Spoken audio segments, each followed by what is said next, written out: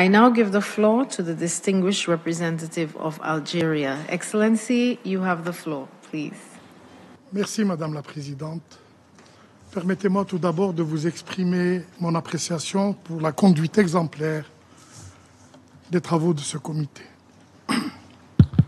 Depuis maintenant plus de 6 décennies, après l'adoption de la Déclaration sur l'octroi de l'indépendance aux pays et peuples coloniaux, nous débattons encore d'une question qui pourtant ne souffre d'aucune ambiguïté. Et mon pays, l'Algérie, qui a terriblement souffert de la colonisation, mon pays soutient résolument les causes justes et réaffirme que l'ONU doit agir avec détermination pour éliminer les derniers vestiges du colonialisme. Madame la Présidente, permettez-moi de rappeler les éléments qui me paraissent essentiels concernant le Sahara occidental. Question qui est inscrite à l'ordre du jour de l'ONU depuis 1963 et qui est le dernier territoire africain non autonome. Premièrement, la question du Sahara occidental demeure une question de décolonisation qui oppose le Maroc au Front Polisario. Deuxièmement, après 6 décennies de débats à l'Assemblée générale, le référendum d'autodétermination promis au peuple sahraoui n'a toujours pas eu lieu, et ce, en dépit de la résolution 2229 qui réaffirme avec force ce droit fondamental. Troisièmement,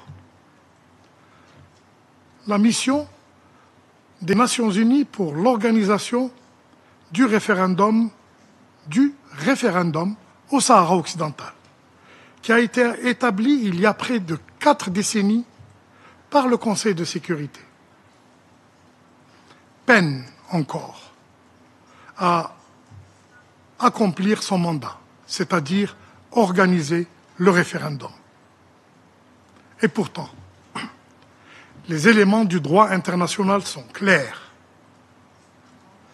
L'avis consultatif historique de la Cour internationale de justice de 1975 a formellement exclu tout lien juridique entre le Sahara occidental et le Maroc, lien juridique qui soit susceptible d'affecter l'application de la résolution 1514. Et la Cour de justice européenne vient de réaffirmer ce statut en octobre 2024 en annulant un accord de pêche entre l'Union européenne et le Maroc pour défaut de consultation du peuple sahraoui. Droits de l'homme. Droits de l'homme. Référons-nous au rapport du secrétaire général qui leur consacre 2 pages entières. Tout y est. Encadrement policier, détention arbitraire, interdiction de visite et expulsion de parlementaires, y compris européens. Expulsion des rapporteurs onusiens, y compris les journalistes. Tout se passe en vase clos. Madame la Présidente, nous encourageons le comité des 24 à mobiliser tous ses instruments pour protéger les droits du peuple sahraoui et parachever finalement ce processus de décolonisation. Une seule voie s'ouvre devant nous. La reprise immédiate des négociations directes et substantielles entre le Maroc et le Front Polisario pour une solution juste et durable garantissant l'autodétermination du peuple du Sahara occidental. Je vous remercie. I thank the distinguished representative of Algeria.